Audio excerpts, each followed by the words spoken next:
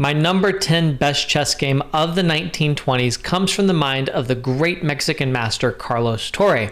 No, not the almost certainly fabricated game that he lost against his sponsor Easy Adams, nor his great windmill combination against Emanuel Lasker. Instead, this game was played against Newell Banks. Now, many, including myself, may not be familiar with Banks, but he was a great chess player and an even better checkers player. He set records in blindfold play in checkers, and he also was the US checkers champion, and depending on who you believe, the world checkers champion. Now, Banks was a native of Detroit, which is where this game was played in 1924 in the 25th Western Championship. Let's see how Torre dramatically won. Torre opens the game here with pawn to d4. We see knight f6, knight to f3, and now something a little bit unique. Pawn to d6.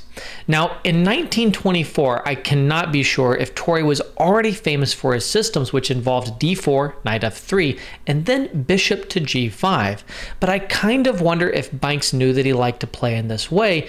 After all, the opening does bear his name today, and so d6 kind of throws a little bit of a wrench into this idea. For example, you might play the move knight d7 on the next turn, and you could go for an interesting system that's very different than you would normally see after d4, knight f3, and bishop g5. If so, it's not really going to work out, and Torre changes things up here with knight c3. Now, a modern opening theoretician would probably play pawn to c4, but Torre's insisting on his favorite move, pawn to e4. So Banks stops it, bishop to f5, controlling the e4 square, but now bishop to g5. And this move is gaining in power. Now, knight to d7 in this case, I don't know if this was something Banks was considering, and it's possible, but it does feel a little bit awkward in some ways because now the bishop is actually out here, and I'm not sure the bishop wants to be out here when the knight goes to d7. It could easily start to run short of squares. It doesn't feel very harmonious, but maybe knight b to d7 was a good way to play. Instead, though, Banks tries to stop the advance e4 after an exchange on f6 and then pushing e4 by physically placing a knight on e4, knight to e4, but after a trade here, we have the very good move from Torre, knight to d2, attacking the bishop, forcing it to move, and then the pawn advances. You might think this move isn't so strong because the knight is moving backwards, but this is perfectly fine. The knight actually wasn't doing anything much here on the square anyway. It's not really able to go to e5. Doesn't make any sense to go to g5, so pulling it back to support the e4 advance makes total sense, and after bishop g6 and then e4, Torre already has a significant advantage in the opening. Now, Banks at this point plays the move pawn to f6, and I don't really get this move. It obviously weakens a lot of squares, and I think we do have to consider it a mistake. This is an error, giving almost a decisive, at least a very, very large advantage to white. And in the game, we will see how these light square weaknesses will come to haunt black even much, much later. After f6, Torre simply pulls his bishop back. We get pawn to e6, which shores up some light squares, but these other light squares are still weakened permanently by the advance f6.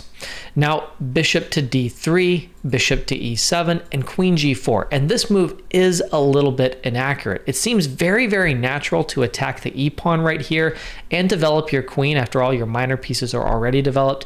Probably a better move was, for example, pawn to h4 and pawn to h5. Very effective here, trying to illustrate the problems with the bishop's placement on g6. With queen g4, you're forcing the move queen d7, but black actually is very happy about this because after the natural move castling or many other moves, now you get the excellent move pawn to e5. This is a very good move that gives black a much, much better position than black deserves. Black's still a little bit worse, but only slightly worse. This freeing move helps a lot. So after e5, of course, Torre is not looking for a queen trade, so he pulls his queen back, queen g3, pawn takes d4, bishop takes d4, and the knight is developing with tempo. That certainly helps out. Knight c6, bishop back, and now black is able to castle queenside. White is better here. White has some more space and some better pieces, but it's not such a big advantage. And it's not really clear what white should do in this position. You should probably play a relatively simple move. The computer's calling for moves like rook over to e1, rook over to d1, bishop c4, but these moves don't really seem to have a very, very clear plan. So I understand why Torre now went for pawn to b4. This is the kind of move I would be looking to play myself, but it's actually a mistake. Now, it's very natural when you have opposite sides castling positions, which we've just achieved, to use your pawns to advance. And in fact, Torre is going to win this game in part because he gets his pawns into the attack on black's king and he opens lines. And black never does that on the king side, and black isn't really in a good position to do that. But here the move b4 can be effectively met by a break in the center. This is the one opportunity Banks had to get a good position in the game. That is the move pawn to d5. Excellent move. Here you're attacking b4 with your bishop, with your knight. You're also opening up the d file, and you're radically changing all of the aspects of the game that were to black's disadvantage. With d5, black is even arguably a little bit better. Now, maybe Banks was afraid of b5 here, but the knight can just jump into b4, and there's still a ton of problems on the d file right here. In fact, the computer thinks the best move is pawn to a3, which doesn't really inspire confidence.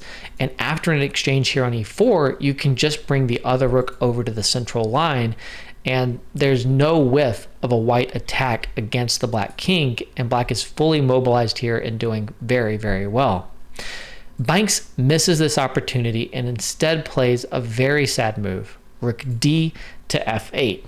Definitely a mistake and a move with very passive intentions. I guess the idea must be to play pawn forward to e5 or to f5, but it's not a very good idea if that is the idea, and it's really allowing white a free hand.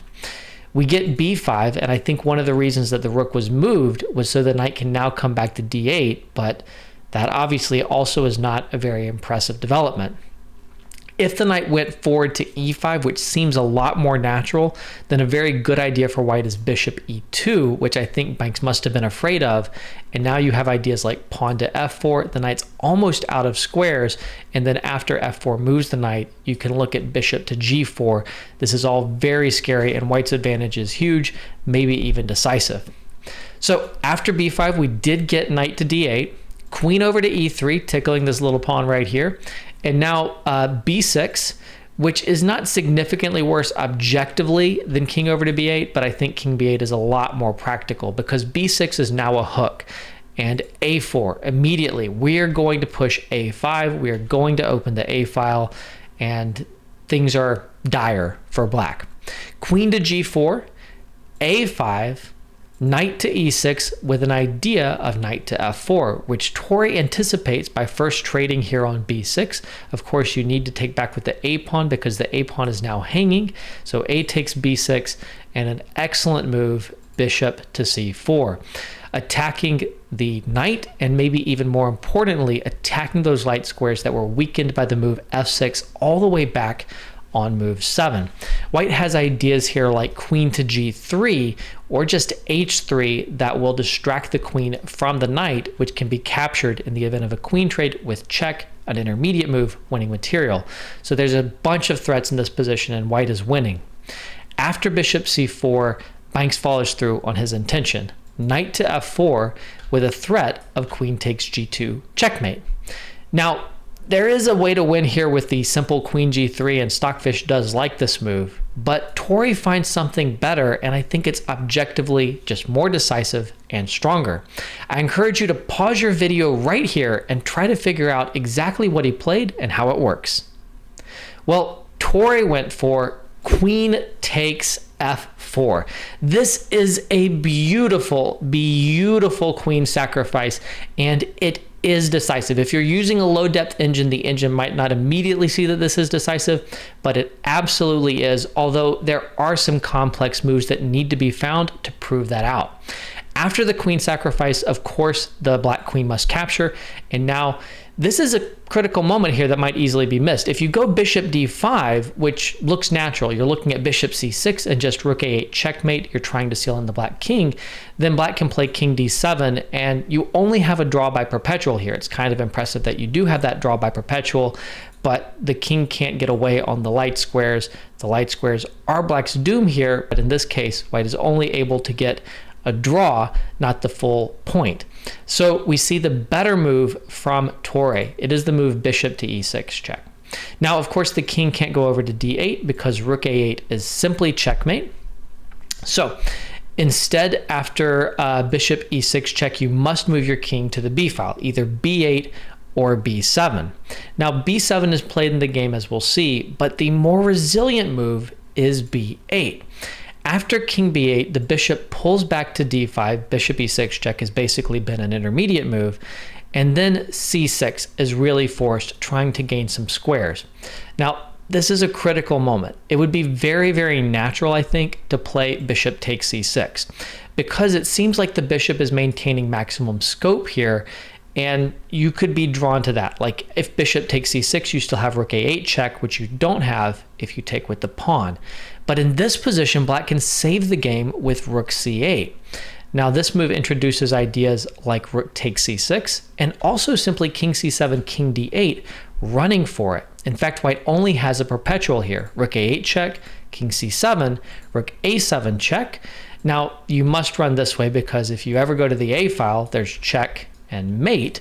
So you run over king d8, rook d7 check, king over to e8, rook c7 check, and this is a little bit like the windmill that Torre had against Lasker, but in this case the king can move back to d8, defending the rook, and there's no better than a perpetual with the rook shuffling here.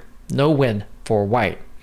So backing up, after c6, it is the pawn that must capture if white is to win the game. Now, there are a few points behind the pawn capture instead of the bishop capture, one of which is that in this position, if rook c8 or if a number of other moves, then you can play rook fb1. And the capture of the pawn has left the b file open, so now you're threatening rook takes b6, and there's no defense for black. If, for example, king c7, you can still play the absolutely brilliant rook takes b6. Beautiful, beautiful move. In this position, if the king captures on b6, then you have bishop a5 check. Now running to the a file is just going to get you checkmated, but also running into the b5 square simply runs into c4 check. The longest that black can hold out is with king c5, knight b3 check, which beautifully covers the d4 square and gives this check. The king is pushed back to b5, c4 check. Finally, the king must go to the a file and bishop c7 check, or bishop to d8 is checkmate. Let's fix that. Where did I misclick? There's the bishop c7 check. I'll fix that in the edit. Bishop c7 checkmate. Very, very beautiful mate along the a file here. Even if black doesn't capture the rook on b6 here, after rook takes b6, there's still no way to save the game. For example, let's say the king tries to run with king d8. It's all about the rooks on the 7th rank. Rook b7, you're simply looking at rook a7, and there's no way to deal with all of this pressure right here. The bishop on e7 is really trapped, and if you were to try to defend it with this rook, then there will be a rook d7 checkmate. There's also ideas of bishop to a5, for example, of rook c7. So this is just an absolutely crushing position. One line that I liked was after pawn to f5, which gives this bishop some room to move or to be defended by the queen, you simply double rooks. The bishop can try to move. And now in this position, it's mate in 7 after the computer move rook to b8. Very, very nice. This threatens rook d7, and then rook takes c8, which leads to checkmate. There's also bishop a5. There's basically every threat in the world here, and after rook takes, c7 check simply wins the game. If the king tries to go over to c8, then you can go for bishop e6, which is actually checkmate, and I'm going to put that on the board. That's really, really beautiful. It's so amazing. I didn't even realize it was going to be checkmate because I was like, the king moves and then we take the rook, and I was like, wait, where's the king moving? There's no moves for the king. So All of this is incredible. You can spend a lot of time in these variations. This is actually just a sample, but it illustrates that there is no defense for black. In the game, black did not hold out as long after bishop e6 check because the king went to the b7 square instead. I feel like this is kind of a natural human move because you want to try to support this move and you want to try to be able to play rook a8, but in reality, it only hastens defeat because after bishop d5 check, c6, things are falling with check. Now you can still take with the pawn and win in the way that we've seen with all those beautiful variations, but bishop takes c6 is now also good enough. King back to c8, rook a8 check, king c7, rook a7 check, king back to c8. And now you could just go for rook a1, getting ready for rook a8, rook a7 mate, but if you go for rook a1, then I think Banks was going to play d5, which Torre anticipated, getting ready to block the check and give back the queen. Even this would not save black or even close to save black, but this isn't allowed to black because after king c8, Torre played the move pawn g3, attacking the queen, saying, all right, you can't have this diagonal. The queen moves over to g4, and then the rook comes over to the f-file, threatening rook a8, rook a7 mate. And now king over to d8 saying, all right, I'll block with the queen on this square instead. But now the most the most precise move, bishop d4. This move leads to checkmate in only 3 more moves. Best move in the position. The idea is simply bishop takes b6 and rook to a8. And there's no way to stop that. It's going to be checkmate. Black's pieces over on the king side are just so helpless. All of the rooks, the bishops, and the queen, they're spectators. And after bishop d4, black in fact resigned. Incredibly beautiful game from Torre against Banks. I'd never seen it before doing research for this video, so I really enjoyed finding it. I hope that you've enjoyed it as well. And I encourage you also to check out those other beautiful games from Torre. He played many fine games, and he's a player that I've always enjoyed whenever I've been able to look at his games. If you want to see more of my best chess games of the 1920s, then simply click on the playlist that is popping up on your screen as I speak.